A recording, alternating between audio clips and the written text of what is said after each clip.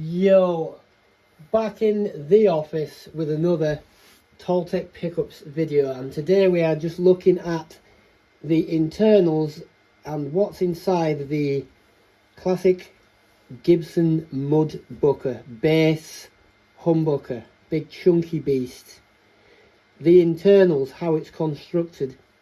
It is notorious for being a little, it's got the nickname MUDBUCKER, right?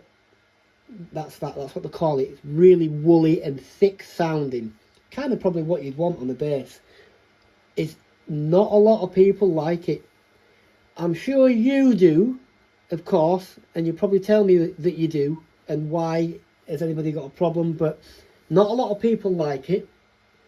My client does not like it, so I said send it to me and let's reimagine it, let's reconstruct it, still retaining the look and it's fitting in the bass, but let's reconstruct it to something a little crisper with a little more clarity to it.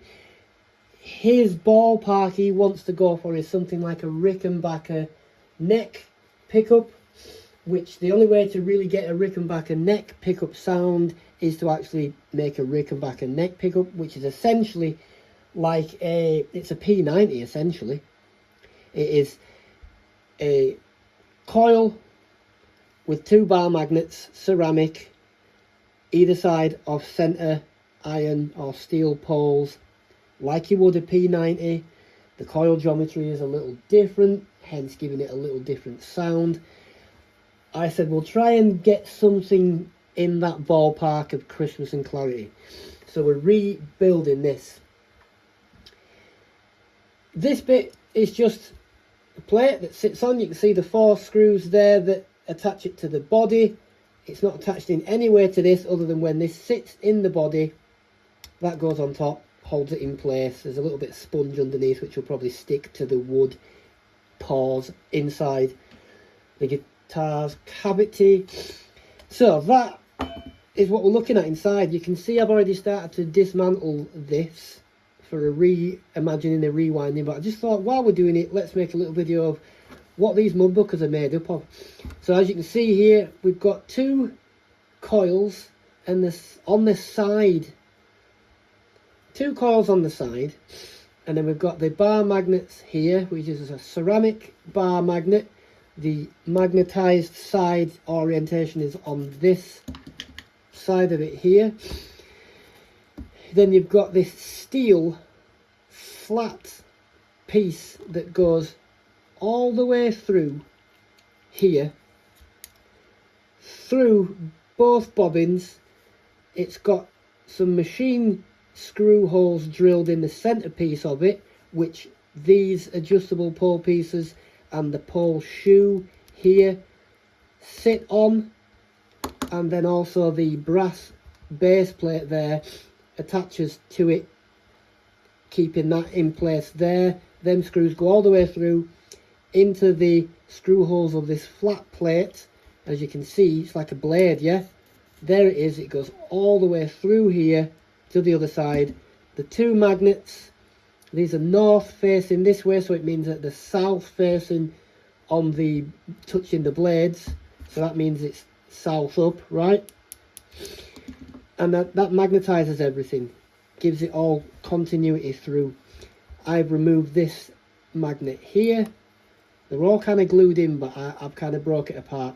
You can see the side touches that flat blade there, which then contacts, and that side there contacts, makes that center poles. These poles where the string comes across here, that's what picks it up. So there is 1 magnet there, and as you can see, this brass plate here will remove. All the wires I've snipped already. It is wired up like a classic humbucker, which means the coils, each separate coil is wound in the same direction, and the finish ends of each coil will join together, and the start of one coil will go to the ground, the start of the other coil will go to the signal out, let's say. That's then humbucking. That's what's making it humbucking. Plates off, we'll keep that on there because we don't want to start messing with that. These can be a real pain to resolder. Brass is not very good at taking, it's a heat sink. Heat sinks into it too much, and it's very hard for the solder to take unless you've got an awesome iron. Luckily we have. And as you can see there, we broke contact, and then this bobbin will just slide out there, and then you can see that's how it goes. The other side is the same, but it's all glued and attached in. I'm not going to touch that one. You can see these screws go through here. There's two stacked pole shoes there, probably just for height, and then two of them go through the machine screws holes in this plate side there, the center, and those two holes there are what the brass base plate will attach to, keeping it all nice and solid. The idea of this now is I'm just going to strip this one coil completely, and I'm going to rewind it to a different spec and have it as a single coil. So rather than having to mess about taking this one to bits and stripping it, I'll just cut the wire off that, so it's a dead coil essentially, but it's acting as some structure for the rest of the magnet and the plate to sit to, so it'll still all come together as one. But this is just going to be the one active coil, and it's just going to go, you know, finish to ground and to the plate, of course, and then start to the signal out. Single coil, pretty much technically like a P-base, right? That. I'll rewind this with a different wire to a different spec. Now this wire on these MUDBUCKERs, quote unquote, is really, really thick. I mean, it's really malleable. It's super thick. I measured it as like 0.005 of an inch, I think. I think it's 5,000 or 0.5 thou. I can't fully, it's a thick wire, yo, okay? But I'll probably wind it with maybe a 41 gauge, slightly thinner. Now with a thick wire like this on, you would think it'd be really crisp and clear, because obviously the thicker the wire, the more high frequency you'll get.